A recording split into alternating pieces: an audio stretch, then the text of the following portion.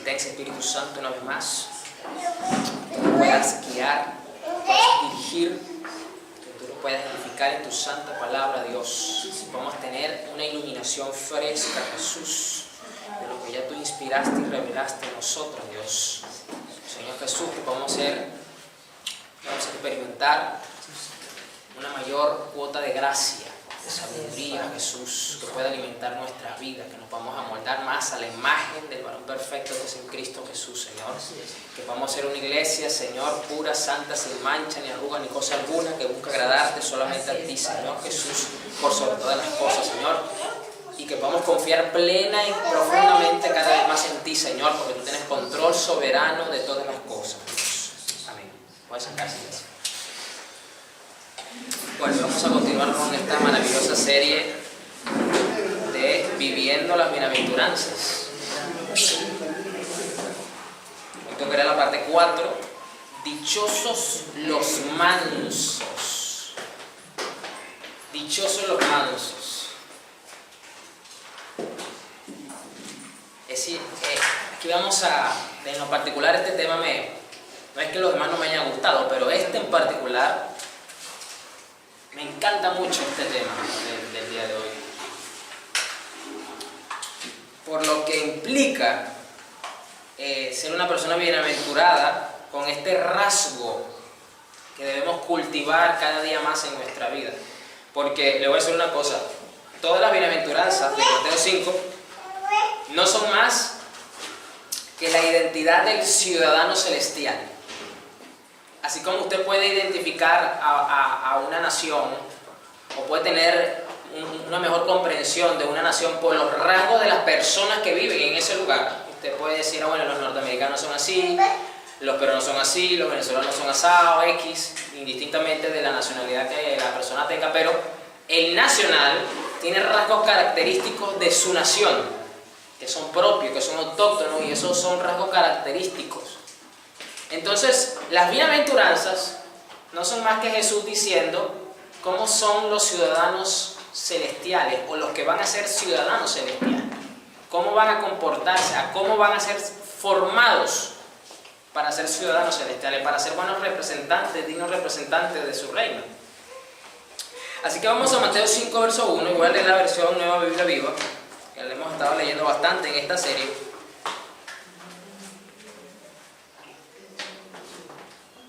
Mateo 5, verso 1 dice, al ver que la multitud se le acercaba, Jesús subió a un monte, allí se sentó y cuando sus discípulos se le acercaron comenzó a enseñarles, dichosos los que reconocen su pobreza espiritual, porque de ellos es el reino de los cielos, y esto lo vimos. Dichosos los que lloran, porque serán consolados, y esto también lo vimos.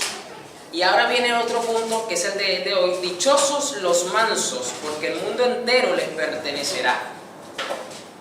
Tremenda promesa tiene esta bienaventuranza involucrada. Ya nos damos cuenta que el hecho de encontrarnos o de hallarnos en estas condiciones que Jesús puso, ya es una enorme bendición. Y a eso Jesús le suma más bendición todavía, porque le mete la coletilla. O sea, ya el ser bienaventurado es una enorme bendición para alguien que está en una condición de pecado, de ruina espiritual. Y entonces Jesús dice, hay otras versiones que dice, dichosos los humildes, porque de ellos será la tierra. Y no es que son dos cosas distintas, no. La mansedumbre y la humildad son hermanas gemelas, son hermanas mellizas, van de la mano una de la otra. Lo que pasa es que se ha hecho mucho énfasis en lo que es el tema de la humildad hasta cierto punto y no se ha dicho absolutamente nada de la mansedumbre. En el tiempo que yo tengo de cristiano, yo nunca he escuchado una enseñanza, una prédica, una exhortación, una reprensión relacionada a la mansedumbre. Jamás. Yo no sé si usted a lo mejor sí lo ha escuchado, pero yo no en lo particular. Y escudriñando este punto, wow, es muy relevante lo que implica ser una persona mansa. La versión NTV dice precisamente, Dios bendice a los que son humildes, porque heredarán toda la tierra. Después que bosquejé este mensaje, me pude dar cuenta que la dificultad que la iglesia cristiana tiene para ser humilde o para mantenerse en humildad es precisamente porque le falta la otra muleta. Es como cuando tienes problemas en ambas piernas y te recetan que tienes que andar por un tiempo con 2 muletas, pero resulta que andas con una. Te va a costar moverte igual. Tienes una, sí, pero te dijeron que tienes que usar 2. Entonces, lo mismo ocurre con la iglesia cristiana. Andan con una sola muleta llamada humildad, pero le cuesta moverse con esa muleta, porque necesita la otra, que es la mansedumbre. Pero esto ya lo vamos a ir mirando. Quiero que usted sepa que para la cultura griega es difícil comprender la connotación hebrea de lo que es ser una persona mansa. Y por eso cuesta definir al castellano la palabra mansa con la que se escribe aquí, que es la palabra praotes, para los que anotan, así como lo escucha, praotes sin H, praotes, o prautes, dice otra. Se puede traducir o interpretar como el poder bajo control. Esto lo vamos a ir desarrollando porque ya la definición de por sí cuesta entenderlo.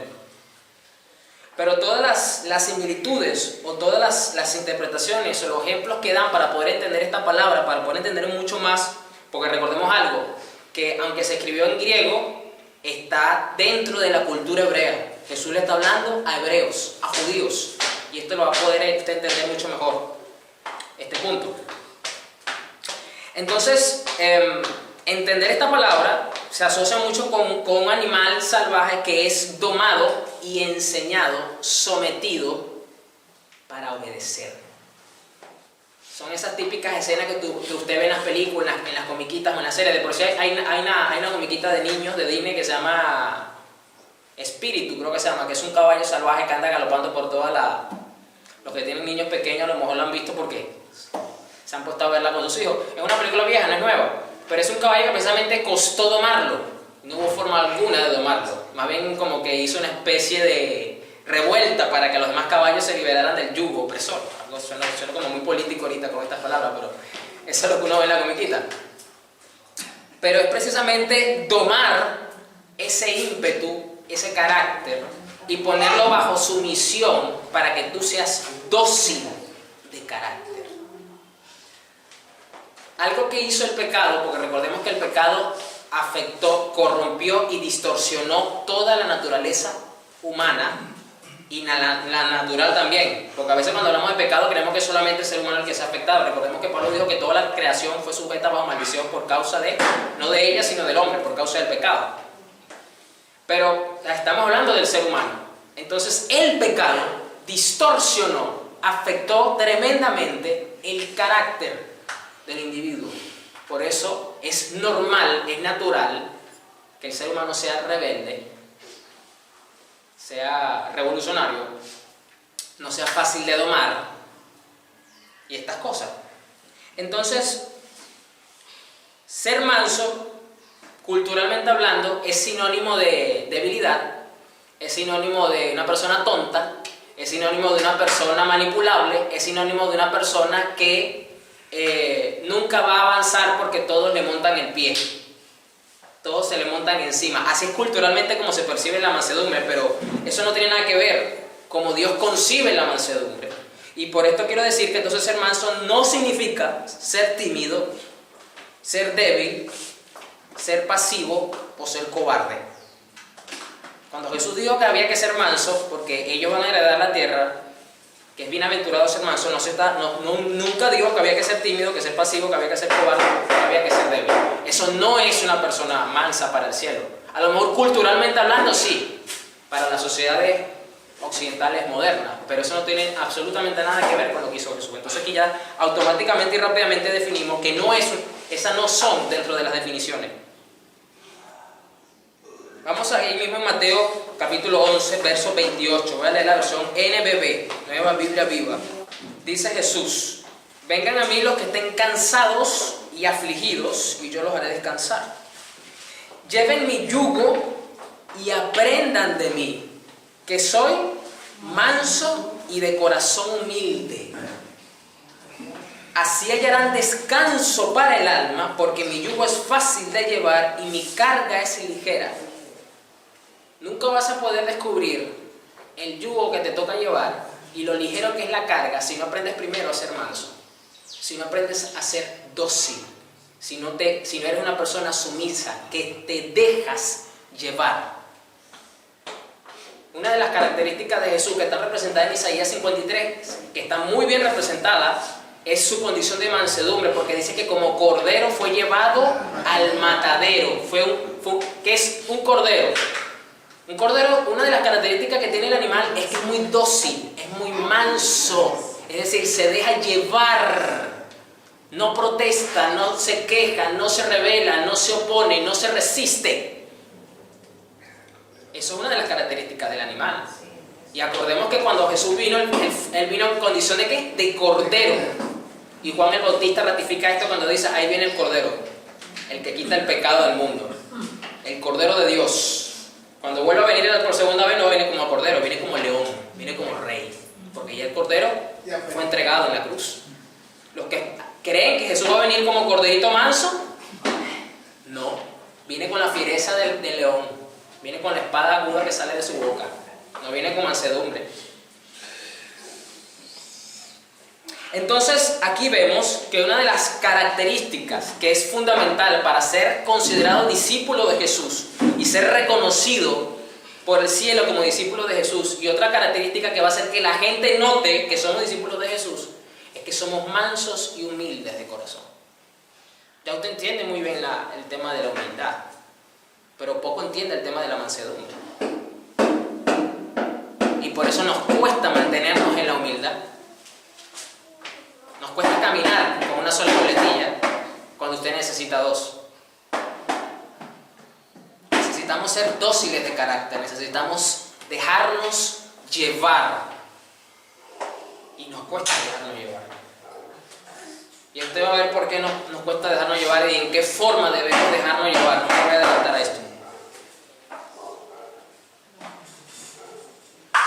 Pero es necesario entender que si queremos realmente reposar en Dios, tener una confianza plena que no se inmuta, que se mantiene en el tiempo y que las cosas, las olas de este sistema, de las circunstancias no te muevan, si queremos realmente descansar y tener esa confianza en medio de la aflicción, tenemos que llevar el yugo de Jesús. Tenemos que llevar su yugo, que después Él continúa diciendo que es fácil de llevar y su carga es ligera. Pero, ¿por qué nos cuesta aceptar la carga que se nos impone? Porque no somos mansos ni somos humildes realmente de corazón. Ese es el detalle. Si usted siente que su vida cristiana se ha vuelto una carga pesada, no es ligera, y que le ha costado aceptarla, es porque usted no ha sido manso con Jesús. Esa es la realidad. Ni usted ni yo tenemos la potestad de decidir las circunstancias que vamos a atravesar. Ni de qué forma, ni de qué manera, ni cuánto van a durar, ni de qué color van a ser, ni quiénes van a ser los instrumentos usados por Dios para tales fines. Eso solo lo sabe Dios. Pero nos cuesta aceptar, es porque no somos mansos. Y esta es la razón del por qué no hay muchas veces armonía dentro de los hogares cristianos. Porque hay tantos problemas entre las relaciones matrimoniales, o las relaciones entre padres e hijos, o las relaciones entre hermanos y hermanos, o la relación contigo y tu jefe, o la relación contigo y tu compañero de trabajo o de estudio. El problema no es porque el otro es muy impío, hablando de que es. Si la otra contraparte es que es muy mundano, pastor, y usted no conoce, eso es un diablo. A mí no me interesa si él es un diablo o no. Porque aquí el punto es tú, como iglesia. Porque Jesús tuvo que tener armonía con muchos diablos, empezando por Judas, que él mismo dijo, entre vosotros hay un diablo. Y yo siempre vi una actitud mansa de parte de Jesús. Entonces el problema no es del otro lado, el problema es aquí, de este lado de la acera, no del otro lado de la acera. Así que vamos a mirar Mateo 21:12 ahora, a seguir mirando a Jesús. Jesús dijo que había que aprender de Él a ser manso y humilde de corazón. Pues vamos a ver varios momentos en donde Jesús actuó de una forma con mucho celo santo, con mucha indignación, con mucha ira santa, y eso no quiere decir que dejó de ser manso. Ojo con esto. Entonces él dijo, aprendan de mí. Bueno, vamos a aprender de Jesús. Vamos a ver otro ejemplo de Jesús un ejemplo, uno de los tantos ejemplos de cómo ser una persona mansa en medio de una circunstancia que exige y demanda un comportamiento radical y definido de parte de nosotros como creyentes o como iglesia. Mateo 21:12, la versión NTV dice: Jesús entró en el templo y comenzó a echar a todos los que compraban y vendían animales para el sacrificio. Volcó las mesas de los cambistas y las sillas de los que vendían palomas. Les dijo: las escrituras declaran, mi templo será llamada casa de oración, pero ustedes lo han convertido en una cueva de ladrones. Aquí vemos la mansedumbre de Jesús, el control para mantenerse en la sintonía que el momento demandaba, pero con un celo santo y una indignación santa de ver que la casa de su padre era realmente el Real Plaza Jerusalén. Eso no era el templo de Dios, eso era un centro comercial. Ahí la gente no iba a buscar a Dios, la gente iba a comerciar las cosas. La gente no iba al templo porque tenía que poner esa cuenta con Dios. Iba al templo era porque tenía que pagar las deudas, porque quería sacar un crédito nuevo, porque quería que le dieran la nueva tarjeta que salió en el momento, porque le iban a hacer el financiamiento, porque estaba limpio en el Infocor y le iban a dar un crédito nuevo. Por eso era que la gente miraba al templo, y por eso Jesús se indigna y tiene celo santo y actúa de esta forma de la que usted ya se puede imaginar que actúa, y que está bien representada muchas veces cuando en la película lo ponen con una correa en la mano, con un látigo de cuero, porque aquí dice que volteó las mesas. No dice, y amablemente le pidió que por favor retirara las mesas. No, y no dice eso. No le pidió permiso a ninguno. Le volteó la mesa y el negocio, ¿a quién? A los comerciantes. Pero si usted lee el contexto más abajo, que no vamos a poderlo desarrollar completo hoy, usted se da cuenta que los que se molestaron fueron los fariseos. Y se indignaron con Jesús y le buscaban la caída, la trampita. ¿Por qué? Porque los primeros sinvergüenzas del templo eran los fariseos, los escribas y los levitas. Porque ¿quiénes eran los administradores del templo? El comerciante, el gerente de la Asociación de Comercio de Jerusalén. No. Entonces, ¿quiénes fueron los más afectados porque Jesús haya hecho esto? Los fariseos, los sacerdotes, los miembros del templo. Pero aquí vemos entonces cómo Jesús mantiene el control y la mansedumbre en medio de.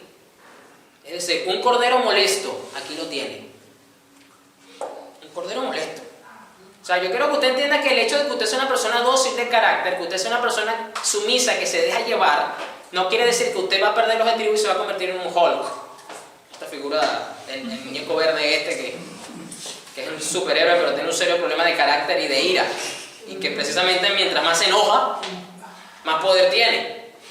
No, aquí en el cristianismo es al revés. Mientras más mansedumbre tú tienes, más control vas a tener de lo que Dios puso en ti. Otro ejemplo para poder graficar mejor la mansedumbre es como una represa. Una represa tiene mucho poder condensado, porque es el poder del agua, que si se quita el dique, eso es una devastación de inundación terrible que puede hacer el río buscando su caudal, porque es mucha agua acumulada. Pero entonces, ¿qué ha hecho el hombre? Ha convertido estas represas en fuente de energía eléctrica para generar electricidad. Entonces, ¿qué ha usado? Ha usado la fuerza, el ímpetu de manera controlada para un beneficio. Eso es la mansedumbre. Entonces estamos hablando que la mansedumbre va de la mano también con el dominio propio, el control propio. Fíjense hasta qué nivel ha distorsionado el pecado y ha afectado nuestra vida, que nosotros no tenemos la capacidad de autocontrolarnos. No podemos.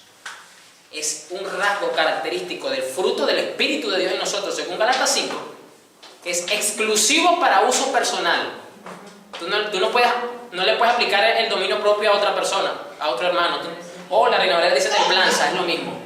Tú no puedes aplicar la templanza con el hermanito del lado. No, la templanza es para ti. Porque miren hasta dónde el pecado afectó nuestra vida.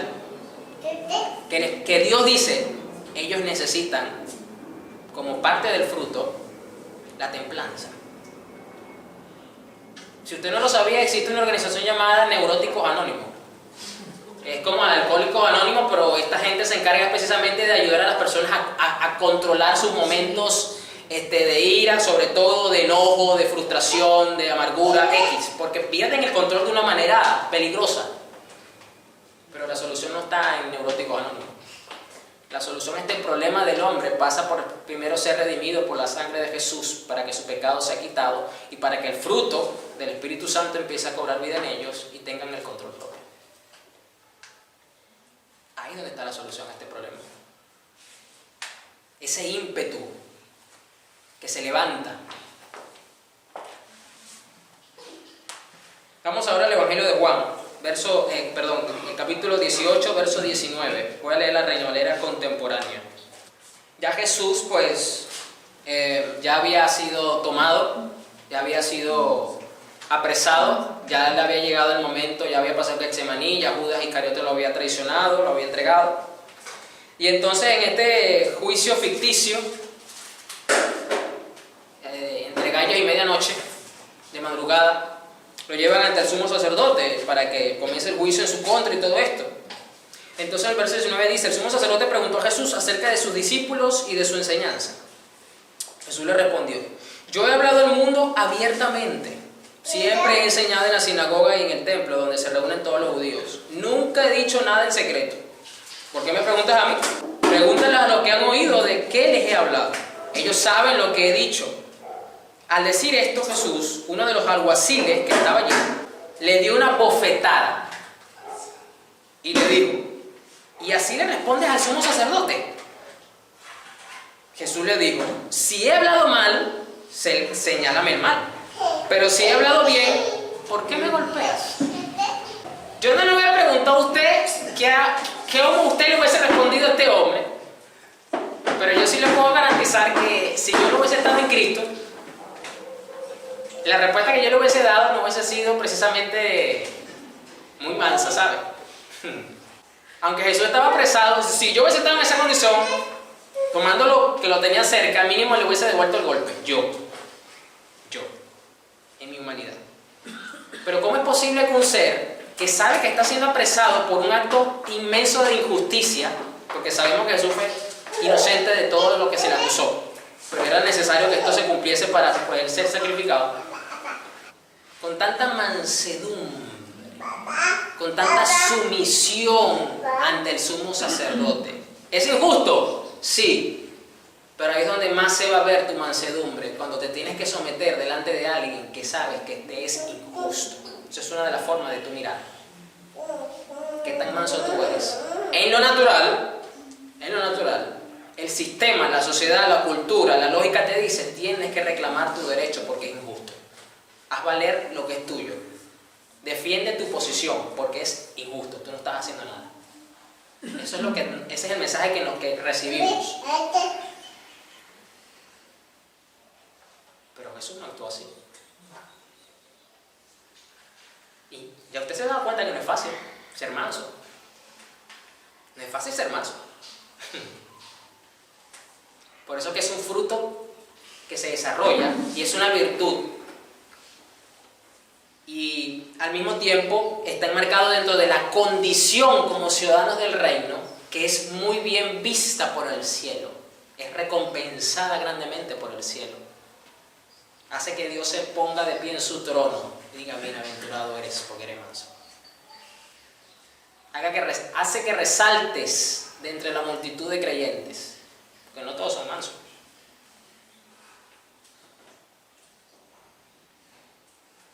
Ahora vamos a ver ejemplos en el Antiguo Testamento de cómo esta virtud, esta condición espiritual ya estaba empezando a verse dentro de lo que era el plan de redención simbólico, dentro de lo que es una persona que tiene cercanía con el Señor. Vamos a Números 12.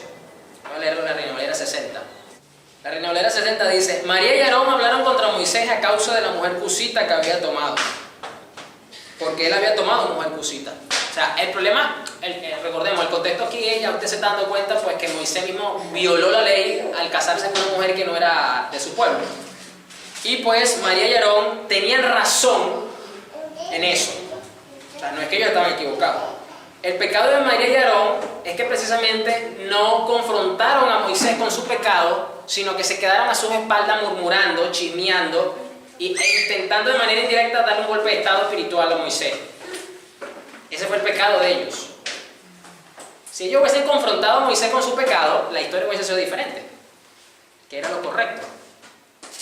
Porque Moisés, está bien, sabemos quién era Moisés, pero él era un ser humano imperfecto, no estaba libre de pecado. Ese fue el punto. Y dijeron, ¿solamente por Moisés ha hablado Jehová? O sea, ¿es que acaso Moisés es imprescindible? No, Moisés no es imprescindible, nadie es imprescindible para Dios. Nadie es imprescindible en el reino de los cielos. En esto también tenían razón, pero vuelvo al punto que fue lo que este razonamiento estaba enmarcado no dentro de una actitud y motivación correcta, y ahí es donde le cayó el pecado a esta gente. ¿No ha hablado también por nosotros? Y lo oyó Jehová. Ahí. Y aquel varón, verso 3, Moisés era muy manso, más que todos los hombres que había sobre la tierra. Más que todos los hombres. Moisés era un hombre manso, era un hombre dócil. ¿Pero por qué fue un hombre dócil? Porque fue procesado 40 años en el desierto para poder ser el libertador del pueblo. Para que usted lo sepa, Moisés tenía 80 años cuando fue... Moisés tenía 40 años cuando se le apareció y se entera del llamamiento. Pero tenía 40 años más en el desierto de proceso cuando fue exiliado, así que tenía 80 cuando se dio todo lo de las plagas, cuando salieron de Egipto, todo ese proceso. Pero ¿qué fue lo primero que hizo Moisés cuando se enteró de la profecía de que Dios le dijo que él iba a ser libertador de su pueblo y todo aquello? ¿Qué fue lo primero que hizo? Se fue en su carne a querer imponer la propia voluntad de Dios a su manera, que matase a un egipcio, porque recuerda que había un egipcio peleando con un judío. Y el egipcio le increpa, pero ¿qué te crees tú, pues? Y entonces hay un forcejeo y Moisés mata al egipcio, y por ese delito criminal él se exilia de Egipto, porque él sabía que tenía que pagar cárcel, aunque ya sabemos la condición de la familia de Moisés. Entonces en esos 40 años, miren la diferencia entre uno que quiso salir en el ímpetu de su fuerza y de su potencia, hacer las cosas según su conveniencia y según su interpretación, a otro que fue procesado 40 años para aprender a ser manso, para dejarse llevar. Una de las razones por las que a ti te cuesta obedecer a Dios, una de las razones por las que te cuesta para empezar a conocer la voluntad de Dios, es porque te cuesta ser manso. Porque para tú ser manso, tú tienes que inclinar la cabeza para escuchar.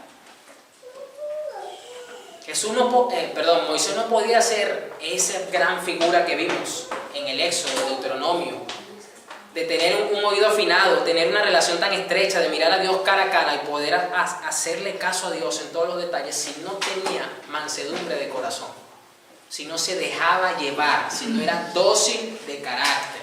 Fíjense el contraste del Moisés que asesinó, Moisés asesino, porque lo mató, al Moisés después. Se nota el cambio en su carácter. Se nota la diferencia. Y por eso le dice a Aarón y a María, hasta que mi siervo no ore por ustedes, no se le va a quitar la lepra. Si eso hubiese pasado con el Moisés que asesinó al egipcio, se hubiesen muerto de leproso los dos. Se hubiesen muerto de leproso. Pero este Moisés, testificado por Dios, es muy manso, Moisés. O sea que vemos esto de tres cosas, tres testimonios de Dios, de hombres en la Biblia. De Jesús, cuando se bautizó, de David, y aquí de Moisés. ¡Wow! Tremendo. Y dice que no era solamente manso, dice que era más que todos los hombres que había sobre la tierra. Y de Job, se me olvidó meterlo en la lista, que también Dios testificó a Job. Dios dijo que Job era un hombre perfecto, apartado de mal, como él ninguno de su generación. Y aquí dice entonces que Moisés era más manso que todos los hombres de esa generación. ¡Wow! Pocos en esa lista que Dios mismo testifica de ellos. Pocos testifican. Pero eso no quiere decir que la mansedumbre de Moisés, que esta docilidad, que esta sumisión de Moisés no le haya permitido tomar posturas radicales ante el pecado de su pueblo. Ojo con esto, vamos a ver el ejemplo. Éxodo 32:15. ¿Cuál es la versión NTV? Yo puedo decir también que Job era un hombre manso, porque le pasó exactamente igual, hasta que Job no ore por los amigos tuyos, cuando él oró por sus amigos, había que ser manso, ¿sabe? Con todos esos amigos que él tenía. Había que tener dócil, dominio de carácter, ese ímpetu de carácter. Esto yo lo comenté en las prédicas pasadas, de que este fue el momento que más me impacta a mí de la vida de Moisés. A nivel de hechos, decirlo de una forma sobrenaturales o excepcionales. No fue cuando abrió el mar, que para mí obviamente eso impacta, pero este punto que vamos a leer. Mire, enseguida Moisés se dio una vuelta y descendió del monte. Llevaba en sus manos las 2 tablas de piedra grabadas con las condiciones del pacto.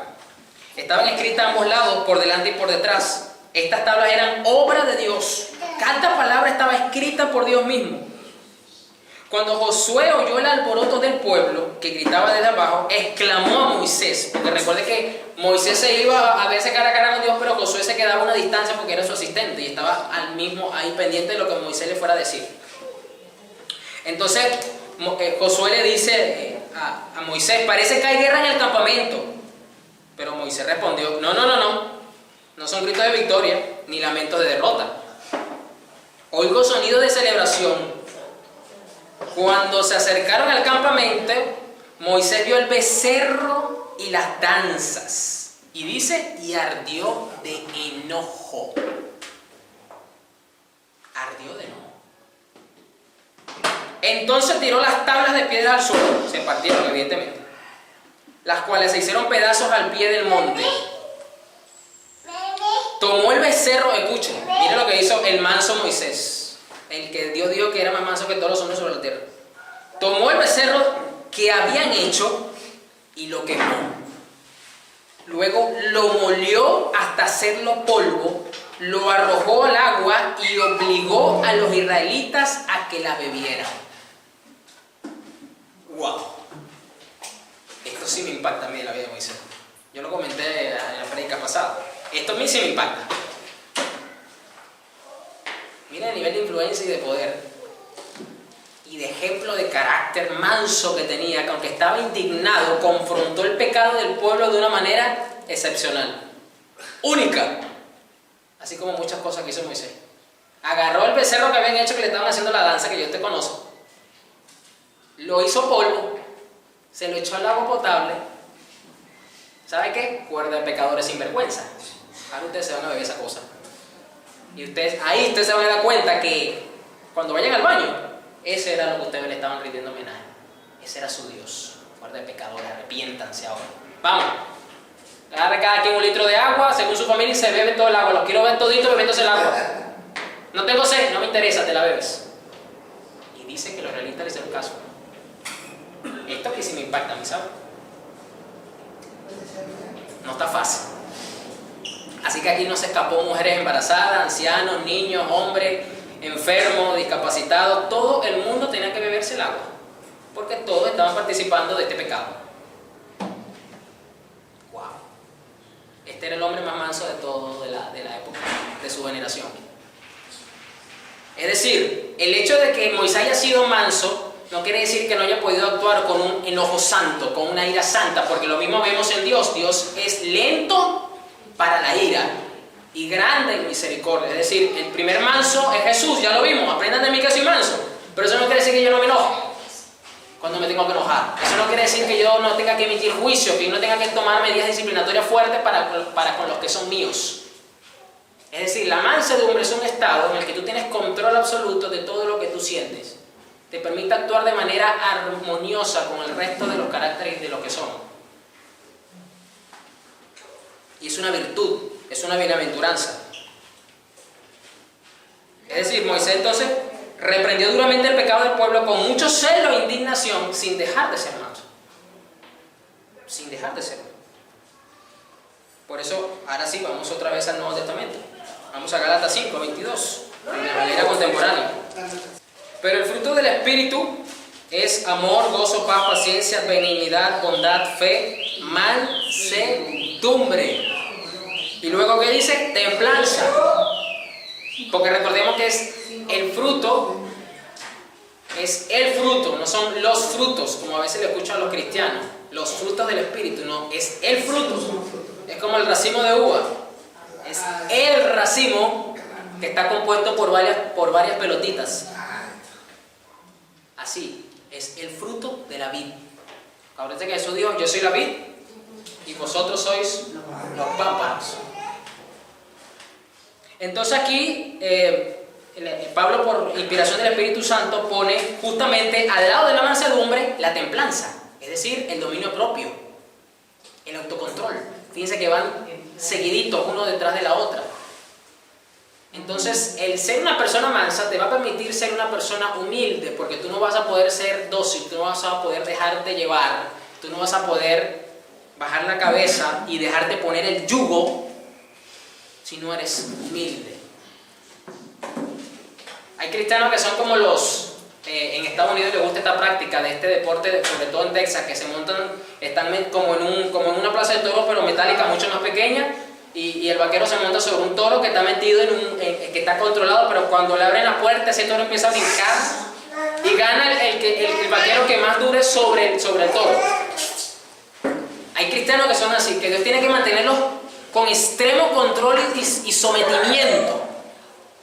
Si no sienten el brazo duro del Señor, no son humildes. Porque apenas les abre la puerta un poquito, tienen un poquito de libertad, empiezan a brincar para quitarse el yugo que Dios les puso. No son mansos. Así son muchos evangélicos. Entonces Dios tiene que venir con brazo fuerte. Y viven casi toda su vida con un brazo fuerte. Porque no quieren ser mansos con el Señor. Y por eso les cuesta la humildad. No se dejan poner el yugo.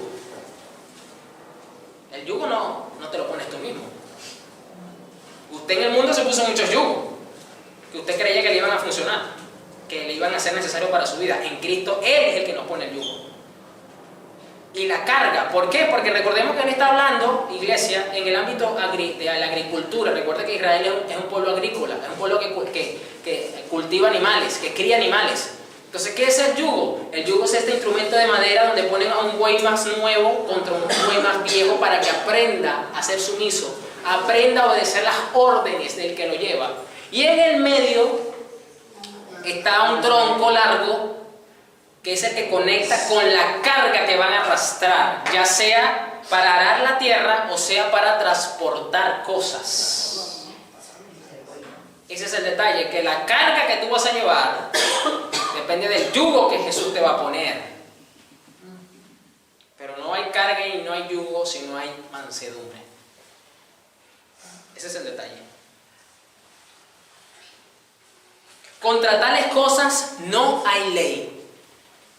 Y los que son de Cristo han crucificado la carne con sus pasiones y deseos. Si vivimos por el Espíritu, entonces, ¿qué es vivir por el Espíritu? Pastor, ¿es todo el día hablando en lenguas? No. ¿Es todo el día escuchando música evangélica? No. Vivir en el Espíritu es cultivar y practicar el fruto del Espíritu en tu vida. Entonces tienes que ser una persona mansa, tienes que ser una persona sumisa, tienes que ser una persona dócil de carácter, tienes que dejarte llevar. Eso es vivir por el Espíritu. No es andar todo el día flotando en una nube y mirando demonios en todos lados, mirando demonios en el conflé, en el cereal, en la ropa, en todos lados mirando demonios. Eso no es ser una persona espiritual. Ser una persona espiritual es una persona que cultiva el fruto del Espíritu y se enfoca en eso. ¿Eres una persona mansa? No me responda, respóndase usted mismo. Viene la otra pregunta, ¿qué tan manso soy? Eso va a definir tu nivel de humildad. Entonces, si vivimos por el Espíritu, vivamos también según el Espíritu. Miren cómo continúa, no nos hagamos vanidosos, ni nos irritemos unos a otros, ni sintamos envidia entre nosotros. ¿Y por qué entonces Pablo, que viene hablando de esto, termina con estas palabras en este contexto? Porque lo contrario a la mansedumbre es la arrogancia, es la soberbia, es el orgullo, es la terquedad, es la rebelión. Así somos en nuestra condición natural fuera de Cristo. Somos duros de cerviz, no nos doblegamos. No nos doblegamos, no somos sumisos. No somos nada sumisos. Y si no somos sumisos con Dios, nos va a costar ser sumisos con las figuras que Dios usa para formarnos. Entiéndase esto. Yo soy sumiso para con Dios nada más. En esa frase hay más arrogancia y orgullo que sumisión, que mansedumbre. Porque Dios tiene instrumentos para precisamente enseñarnos y ponernos muchas veces los yugos o las cargas. Por eso dice, no nos hagamos vanidosos, ni nos irritemos, ni nos sintamos envidia entre vosotros, porque lo contrario a la mansedumbre precisamente es la arrogancia, es la soberbia, es el orgullo. El manso es sumiso a Dios, obediente, nunca rebelde ni desobediente, no se le resiste. Usted puede vivir como Jesús, como un manso cordero, o usted puede vivir como un chivo como Jonás. Como la cabra, pues, no sé si acá le dirá la cabra. El chivo es el macho. ¿Fue pueblo de Dios? ¿Fue judío? Sí. ¿Fue usado por Dios? Sí. Tenemos el contraste. Jonás fue un hombre usado por Dios. Jonás tenía comunión con Dios, porque Jonás escuchaba a Dios. Jonás, sabemos, no hizo milagros espectaculares, pero él predicó un mensaje ungido que trajo toda una nación entera al arrepentimiento, y eso ya es un acto sobrenatural maravilloso. Aunque la Biblia no registra que sanó a nadie, no registra que le echó demonio a nadie, no registra que levantó muertos, pero el hecho de que le haya predicado un mensaje entero a una nación entera, que hasta el rey dijo, hasta los perros van a ayunar, eso me habla a mí que eso fue usado con poder. Pero no fue un hombre manso. Dios tuvo que tratarlo como el toro este de los gringos, que tuvo que tratarlo con mano dura para doblegarlo y mantenerlo sujeto y poderlo llevar. Y lo vemos que al principio fue más duro. Al principio del libro de Jonás vemos que sí se doblegó un poco más, pero todavía se veía la falta de mansedumbre, con la gusanera y el calabacín y la sombra y la cosa. Todavía renegaba de Dios, se le resistía a Dios con los tratos, y Dios tuvo que tratarlo para seguirlo enseñando. Entonces en el pueblo de Dios vemos estas dos cosas. Vemos lo que Dios tiene que usarlo con manos duras, y aquellos que han aprendido o están aprendiendo de Jesús ya se están dejando llevar. Aquí hay de todo, como dice el refrán, en la viña del Señor hay de todo. Entonces, los que son mansos, son obedientes, no se le resisten, no son rebeldes, y siempre dicen, hágase tu voluntad y no la mía. Hágase tu voluntad y no la mía. Así habla una persona que es mansa. Por eso que Jesús, que tenía el poder, porque Él no dejó de ser Dios, Él no dejó de serlo, fue 100% Dios y fue 100% hombre, nos vino a enseñar que como hombres debemos estar siempre sumisos, dóciles, y dejarnos llevar por la voluntad del Señor soberano en todas las cosas de nuestra vida. Y este es el problema con esta doctrina del decretar, que la gente no es mansa. Ahí vemos el caso de la hermanita esta cuando el caso de Julio Melgar. Yo se me olvidó el nombre de la salmista esta, de la cantante, que se hizo famosa por YouTube, y está en YouTube, te lo puedes buscar. Christine de Klein. Pero cuando ella oró por el hermano Julio Melgar, dijo una frase que denota precisamente orgullo, arrogancia, de todo. No acepta un no como respuesta. Eso no es ser una persona mansa. Eso no es ser una persona dócil. Es una persona que se deja llevar. Y después, bueno, evidentemente lo declaramos, lo decretamos y todo esto. Se hizo lo que Dios quería que se hiciese. Y lo más terrible de este punto no es que ella se haya equivocado, porque todos nos vamos a equivocar.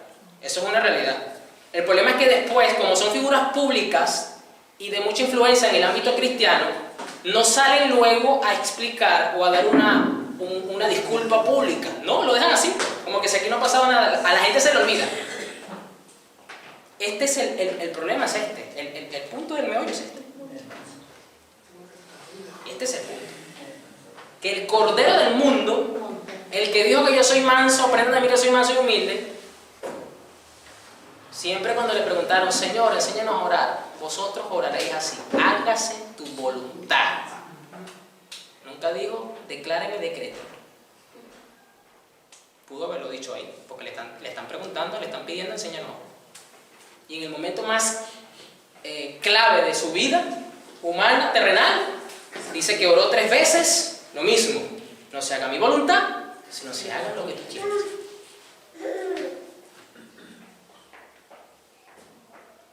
Vamos a Santiago 1, verso 19. Vamos con la Reina Valera contemporánea, seguimos con esto. Verso 19 dice: por eso, amados hermanos míos, todos ustedes deben estar dispuestos a oír, pero ser lentos para hablar y para enojarse. Porque quien se enoja no promueve la justicia de Dios.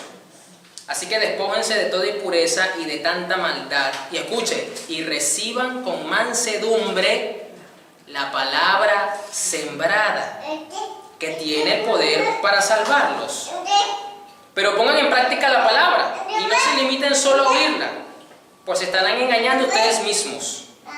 El que oye la palabra pero no la pone en práctica es como el que se mira a sí mismo en un espejo. Se ve a sí mismo, pero en cuanto se va se olvida de cómo es. En cambio, el que fija la mirada en la ley perfecta, que es la ley de la libertad, y no se aparta de ella, ni se contenta solo con oírla y olvidarla, sino que la practica, será dichoso en todo lo que haga. ¿Será qué? Bienaventurado. Pero, ¿dónde está la clave en este pasaje? Que dice: reciban con mansedumbre la palabra sembrada. Reciban con mansedumbre. ¿Quién es el que te siembra a ti la palabra? Ajá, es el Señor. ¿Pero a quién usa? A esta belleza con letra que tienes enfrente. A este monumento espectacular que tienes enfrente. Yo soy el sembrador. A mí es el que me dan la semilla. Pero muchas veces por ver el sembrador, tú no recibes la palabra. No eres manso con el sembrador. No lo eres. No, porque es que a ti te habla Dios. Estás como Aarón y María. No recibes la palabra con mansedumbre. Y sobre todo cuando este que está aquí te toca corregirte. Ahí es donde yo veo la mansedumbre. Ahí es donde yo veo el fruto. A todos les gusta cuando el pastor trae el amor de Dios. Pero no les gusta el pastor cuando saca la vara y el callado. Ahí no les gusta el pastor. Ahí la oveja se quiere como convertir en chivo para cornear al pastor, para empujarlo. No me gusta lo que me estás diciendo. No me gusta. Pero algo que he aprendido yo de Jesús es precisamente a tener mansedumbre y a tenerle paciencia a su pueblo, ¿sabes? No hay de otra. No se puede ser pastor y no tenerle paciencia, porque no todas las ovejas son iguales. Eso es una realidad. Unas necesitan más paciencia que otras. Otras tienen más mansedumbre que otras. Hay unas que pareciera que no tuvieran mansedumbre. Porque a la primera confrontación o a la primera corrección le salta el carácter. ¿Qué es lo que hago? Que me tranquilo. Orar y seguir haciendo mi trabajo. Pero eso no va a evitar que yo cuando tenga que usar la vara la vaya a usar. Y yo estoy consciente que a nadie le gusta, porque a nosotros, en nuestra condición natural, no nos gusta la corrección. No nos gusta. No nos gusta. Por eso que los niños se rebelan con los padres cuando los corrigen físicamente, sobre todo. Se ponen a veces rebeldes. Y más si el niño viene con un carácter marcado, fuerte. Es cuando los padres tienen que apretar más la mano, tienen que darle más duro. Como a mí. A mí me dieron duro, ¿sabes? Bastante. Pero yo ahora lo agradezco porque sé que mis padres no lo hacían para mi mal. Y Dios tiene que hacerlo así muchas veces con sus hijos. Pero entonces aquí dice que, fíjense, tenemos que estar dispuestos a oír. Ser lentos para hablar y para enojarse. Pero usted no va a poder estar dispuesto a oír si tú no eres una persona mansa. Yo ahora puedo entender a muchos pastores que no les gusta trabajar con cristianos que ya se fueron formados o que vienen con una formación doctrinal. Porque precisamente cuando tocan temas que confrontan, que corrigen o que les muestran ciertas posturas que están erradas en su vida, el bregar con el carácter cuando la oveja entonces se quiere rebelar o se le levanta, no son mansas, es un trabajo que retrasa o dificulta muchas veces el pastorear. Entonces muchos pastores prefieren trabajar, predicarle a alguien, si el Señor lo salva y se convierte, y formarlo de cero. Muchos pastores prefieren trabajar así, o sea, prefieren no trabajar con cristianos reciclados, como les digo yo, que vienen de otras iglesias, que andan brincando de iglesia en iglesia. Es precisamente por esto, porque se dificulta el trabajo. Ya de por sí el trabajo pastoral es un trabajo, es un oficio grande. Entonces este tipo de actitudes de las ovejas que no son mansas dificulta más el trabajo. Mira, cada etapa, como ya lo digo, lo vengo diciendo, cada etapa que Dios marca en tu vida, en cada etapa hay cosas que tienes que aprender o reaprender. Y si tú no eres manso, no vas a poder aprenderla o reaprenderla. Porque muchas veces el aprender implica desaprender cosas que aprendimos y que nos acompañaron por muchos años, y que cuando Dios nos pone la verdad enfrente nos damos cuenta que no eran así. Y quitar esas cosas, hacer esos cambios, esos ajustes, cuesta, pero hay que ser manso. Es decir, tienes que dejarte llevar en la enseñanza, tienes que ser dócil en la enseñanza, resistirnos a la herejía. Ahí sí, resístese a la herejía. El problema con los creyentes actuales es que tienen tan poca, tan mala o tan deformada la formación de la verdad que no son capaces de distinguir lo que es verdadero de lo que es incorrecto. Y este es el problema. Entonces, cuando vienes y les presentas una óptica mucho más concisa y bíblica, se levanta. Y no es la mansedumbre precisamente lo que se le levanta. No puedes poner en práctica la palabra del Señor si no eres una persona mansa. Porque ¿qué vas a practicar si no dejas que nada se te siembre, que nada se te corrija? ¿Qué vas a practicar? Sin mansedumbre, la semilla crece en un corazón árido. Fíjense que aquí el punto, todos hemos conocido este pasaje de Santiago, que hay que poner en práctica la palabra, que el que no la practica es como el de la ola del mar que se ve en un espejo, pero el tema central y el punto neurálgico de este pasaje de Santiago es precisamente este: y reciban con mansedumbre la palabra sembrada, o que se te está sembrando, que se te está corrigiendo. ¿Mansedumbre para con quién? Para con Dios. Mansedumbre para con los que te quieren enseñar y no te dejas enseñar, porque no te exponen las cosas como a ti te parecen. Es que la verdad muchas veces no te va a parecer, porque la verdad nos amolda a nosotros somos los que nos amoldamos a ella. Y eso es lo que pasa, por ejemplo, con mi caso personal, que yo no le predico a la gente para que se agrade conmigo, yo le predico a la gente lo que es el consejo de Dios, como Dios quiere que se predique.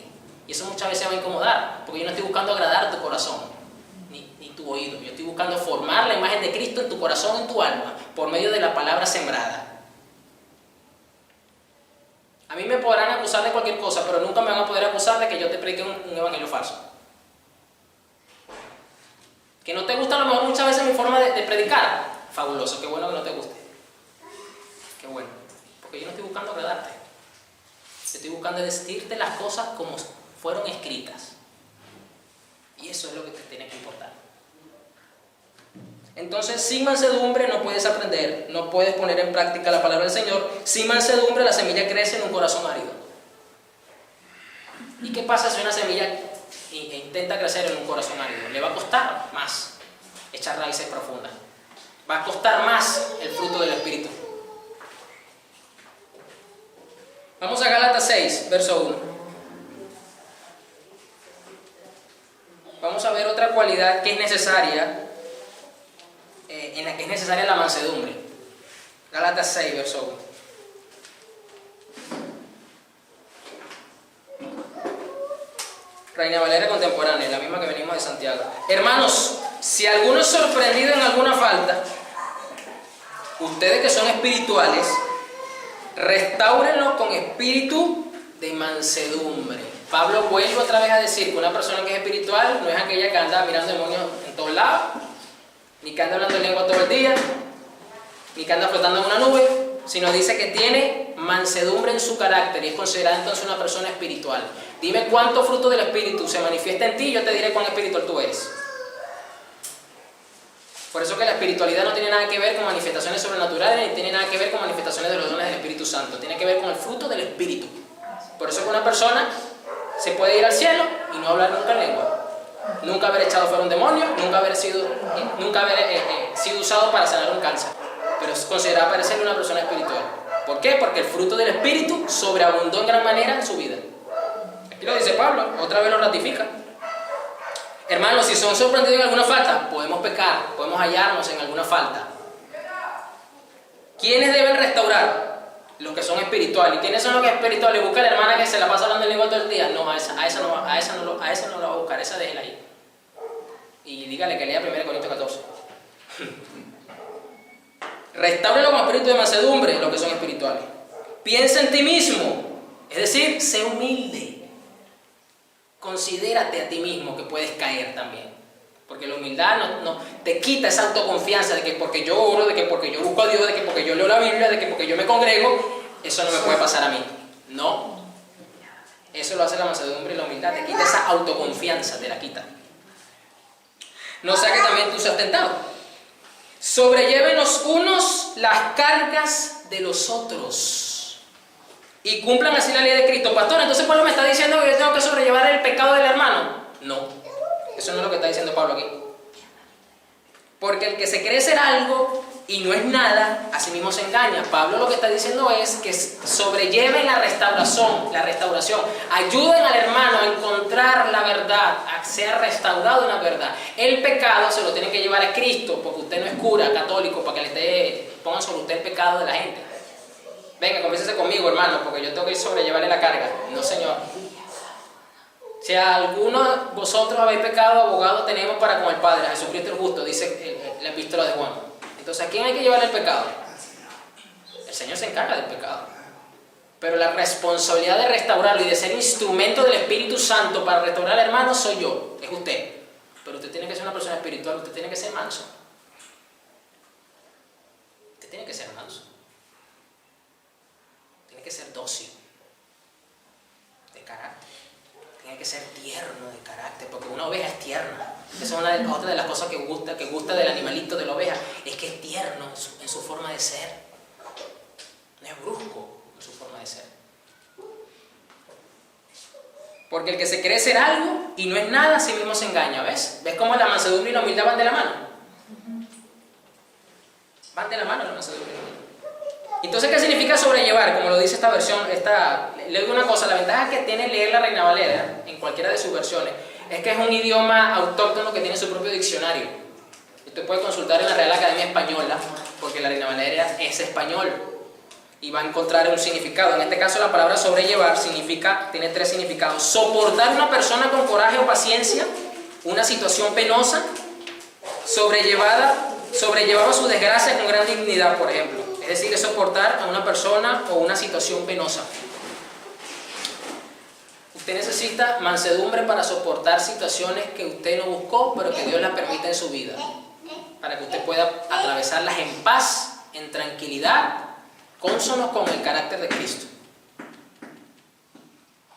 Otra definición de sobrellevar, según la Real Academia Española, llevar una persona una carga para ayudar a otra. Este es el punto que está hablando aquí Pablo, que los hermanos Reina Valera tradujeron como sobrellevar. Ayuden al hermano en su restauración. Y la tercera definición, ayudar a una persona a soportar situaciones penosas.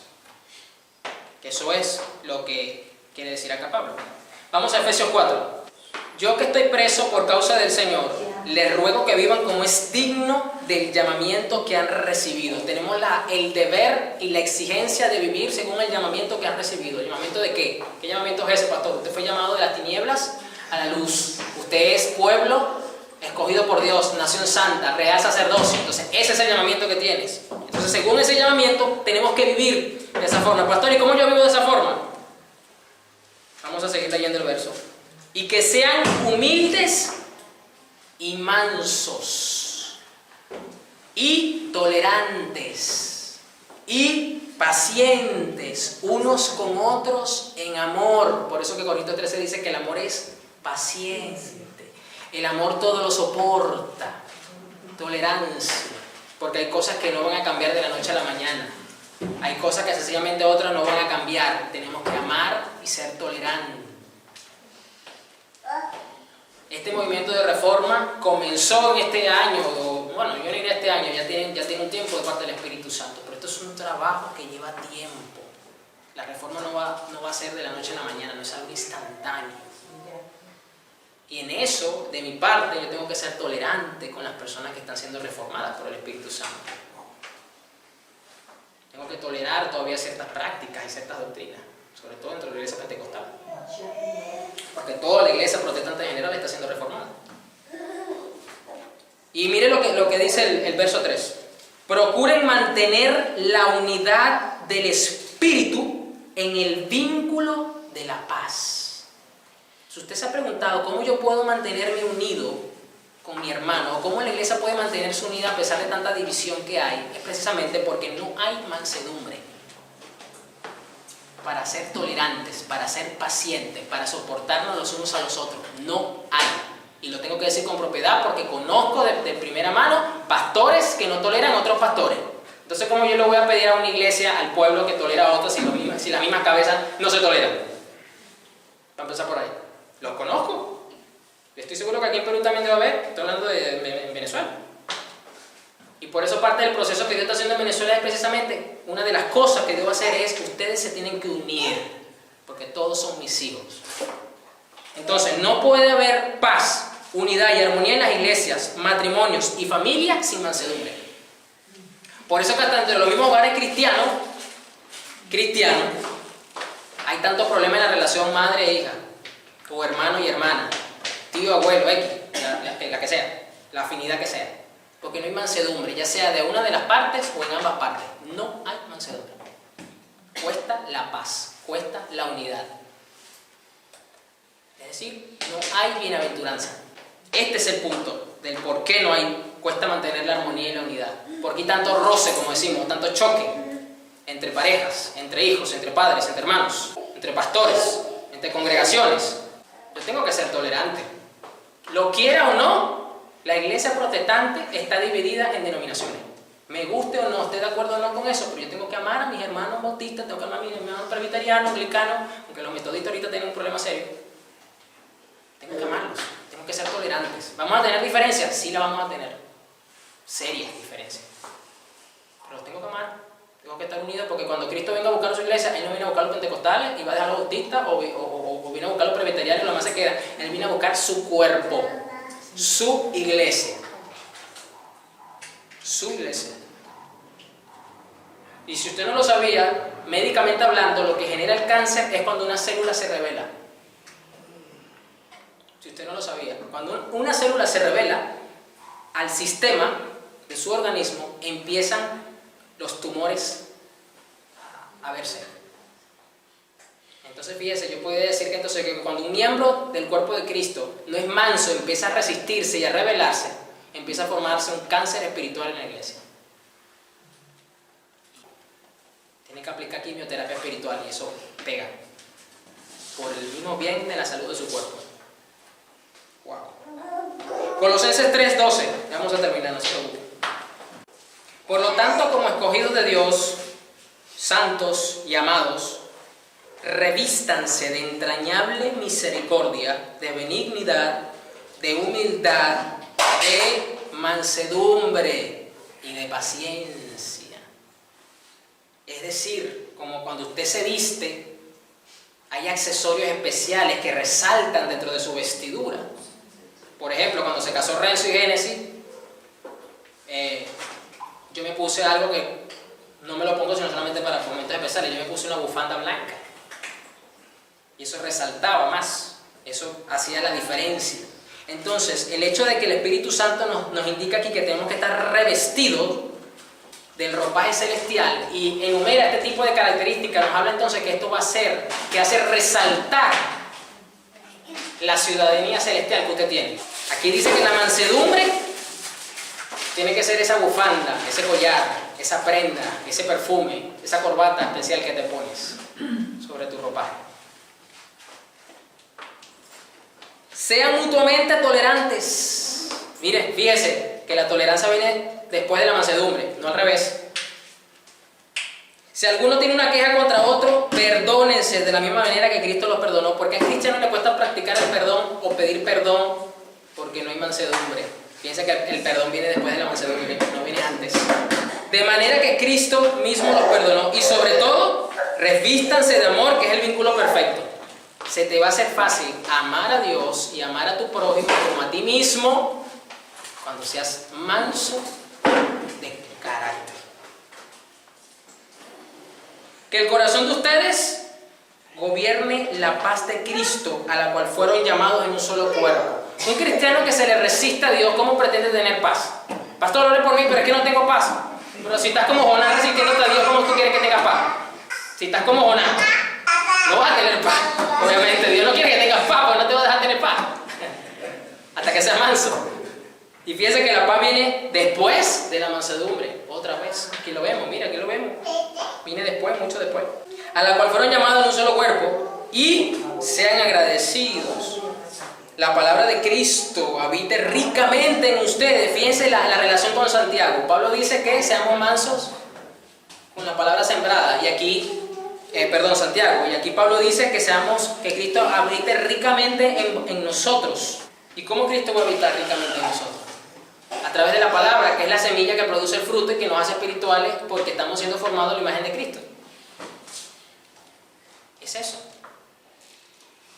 No se trata de ser formado en la imagen y tener un amplio conocimiento teológico, porque entonces si fuese así, Satanás fuera cristiano evangélico, porque Satanás sabe Biblia. No se trata de eso, es cuánto de ese conocimiento se traduce en siembra que da fruto y que se hace uno en tu ser y te hace espiritual, te hace ver a Cristo a través de ti. La palabra de Cristo habite ricamente en ustedes. Instrúyanse y exhórtense unos a otros con toda sabiduría. Canten al Señor salmos, himnos y cánticos espirituales con gratitud de corazón. Tú no vas a poder instruir a tu hermano, no vas a poder exhortar a tu hermano con toda sabiduría si no hay mansedumbre de tu parte para hablar y de parte del otro para escuchar. Esto no se va a poder aplicar. No se puede aplicar. Por eso es que es terrible ver dos cristianos hablando de películas, de moda, de ropa, de cine, de carro, y se la llevan bien, pero libre Dios que empiecen a tocar algo que tenga que ver la Biblia y que uno tenga un punto de vista y el otro tenga otro, y se arma la tercera guerra mundial. Increíble. Que lo que realmente importa sea lo que causa un conflicto entre las partes, y lo que no importa sea lo que lo mantenga unido. Eso es un problema. Eso denota un problema. Entonces, ¿cómo yo le puedo pedir a la iglesia pentecostal que tenga tolerancia con los bautistas cuando entre ellos mismos se pelean? Cuando dentro de la misma iglesia pentecostal hay tanta discrepancia en ciertos puntos doctrinales, hay mucha división dentro de la iglesia pentecostal. ¿Cómo yo le puedo decir entonces al pentecostal, ama a tu hermano bautista? No, porque es que no habla en lengua. Él tiene un problema. Es una autocrítica esto que estoy haciendo, porque miran entonces que no habla en lengua como que le falta algo o tiene un problema. Ninguno de los dos, señores. Pablo mismo lo dice en 1 Corintios, lo vimos cuando vimos la prédica Iglesia Santa de Romanos, todos vamos a hablar en lengua. Pero usted mete los ojos en la iglesia pentecostal y va a haber serios problemas dentro de la misma iglesia pentecostal. Entonces el juicio comienza por casa. El juicio comienza ahí. Entonces no se puede ser seguidor de Cristo sin el ropaje celestial. No puedo decir yo soy cristiano y eres peor que un chivo. No hay nada de mansedumbre en tu vida. Y terminamos con el Salmo 37. Vamos a ver ahora por qué Jesús prometió a los que son mansos de corazón, o humildes, como usted lo quiera ver, y usted se cuenta que las dos son hermanas mellizas que van de la mano. ¿Por qué Jesús dijo que son bienaventurados los mansos y heredarán la tierra? Que es una enorme promesa. ¡Wow! Es una enorme bendición. ¿Qué relación tiene esto? Recordemos que Jesús le está hablando a judíos y que cada palabra que él usa, cada forma de expresarse, lleva al judío a un estado de su historia, de la ley, del Torá, de algo que ellos ya conocen, para que le pudiesen entender mejor. Entonces, Salmo 37, verso 9, Reina Valera 60, voy a leer, voy a terminar con esto. Porque los malignos serán destruidos, pero los que esperan en Jehová, ellos heredarán la tierra.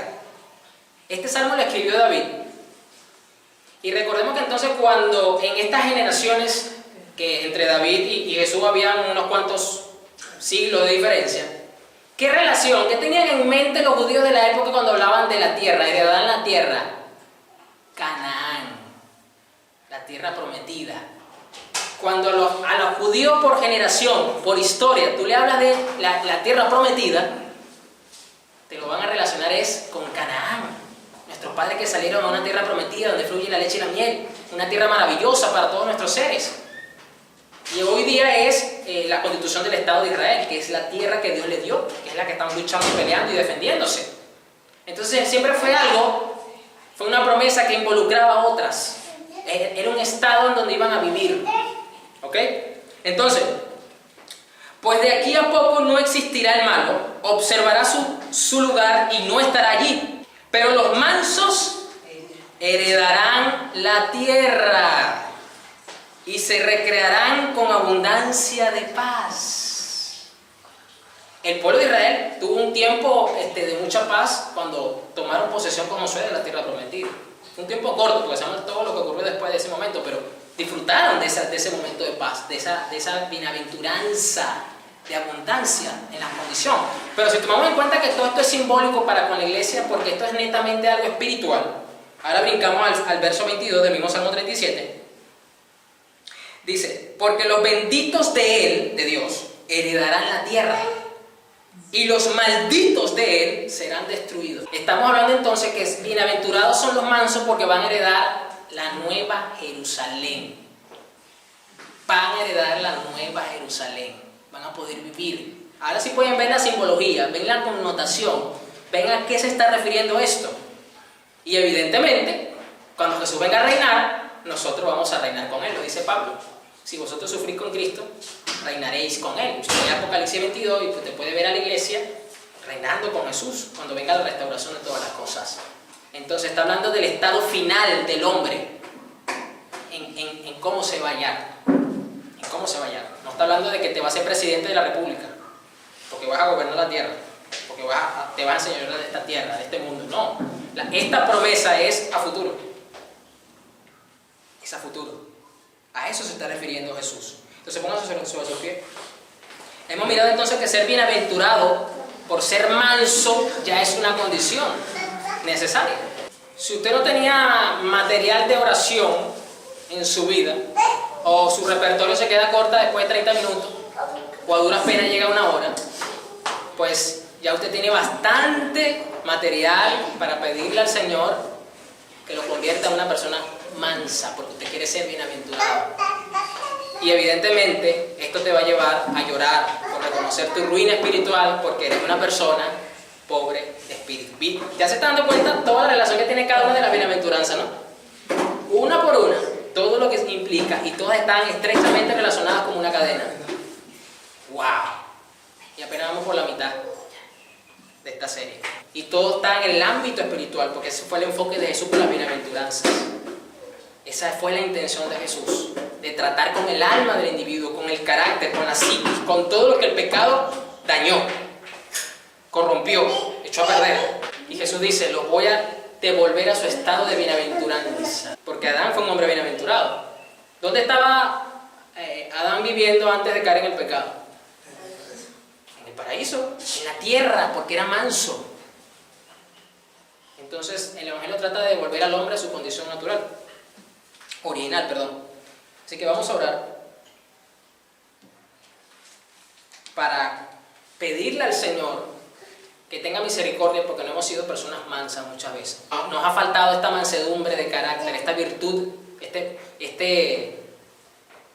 esta área del fruto del Espíritu ser más cultivada en nuestra vida. Y que a lo mejor usted se dio cuenta que entonces, porque a usted le cuesta tanto bregar con la humildad, o le cuesta mantenerse en la humildad, porque necesitas la otra hermana al lado, que es la mansedumbre.